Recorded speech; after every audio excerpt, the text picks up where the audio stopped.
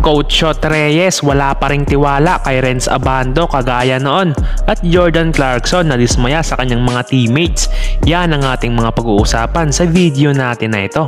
Pero kung bago ka pa lang sa ating channel, maaari bang pakipindot naman ng subscribe button at notification bell para lagi kang update sa mga bago nating video.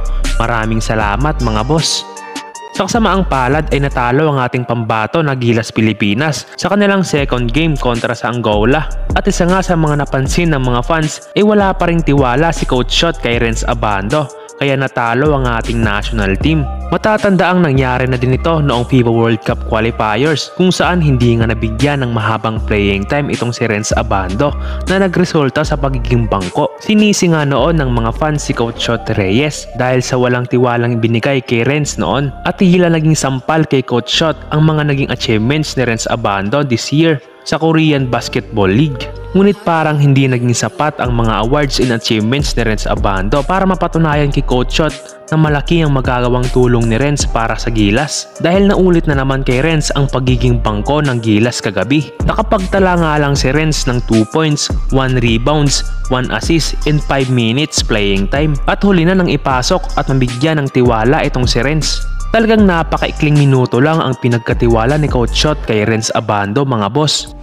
Ngunit sa totoo lang mga boss, deserve naman talaga ni Renz ang mabigyan ng mahabang playing time dahil marami naman na siyang napatunayan. Isa na nga dyan ang KBL Regular Season Champion, KBL Slam Dunk Champion, EASL Champion, KBL Season 2022 to 2023 Champion. Ngunit parang hindi pa rin sapat ang mga ito at tila wala pa ring tiwala kay Renz Abando si Coach Shot Reyes. Paano na lang kaya kung mabigyan si Renz ng mahabang minuto? Siguradong malaki ang maitutulong ni Renz Abando mapa-opensa o depensa dahil makikita talaga sa kanya ang kanyang athleticism at sipag sa paglalaro at ang kanyang pusong handang ibigay ang lahat para sa bayan. Kaya ikaw, anong masasabi mo patungkol dito? Ikomento mo lang yan sa ibaba ng video. Wala mang natatanggap na tiwala itong si Renz Abando mula kay Coach Shot Reyes ay meron naman siyang girlfriend na handang sumuporta at magtiwala sa kanya mula noon hanggang ngayon. At pag-usapan naman natin mga boss ang pagkadismaya ni Jordan Clarkson sa Gilas dahil sa sunod-sunod na turnover ng ating national team na dahilan upang tayo'y matalo ng Angola na napakahalagang laban. Dahil una na tayong tinalo ng Dominican Republic, kaya mukhang malabo nang makapasok ang Gilas Pilipinas sa second round.